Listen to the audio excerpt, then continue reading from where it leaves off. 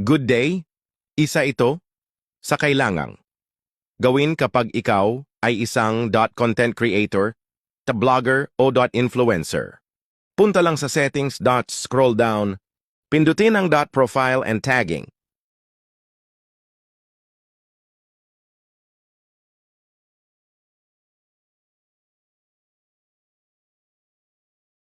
Kailangan lamang .po ay naka-on. Ang review tags people .add to your posts before appear on your Facebook para maiwasan natin ang restriction o violations.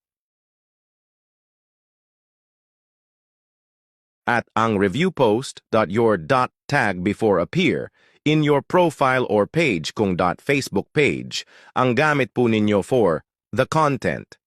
Next naman po ay kung bakit hindi po tayo nakapag-engage sa mga nakafollow or ng mga hindi pa natin followers na nagustuhan ang ating content, punta lang po sa settings. Click .po natin ang who can comment on your public posts. Dapat po ay nakapublic siya.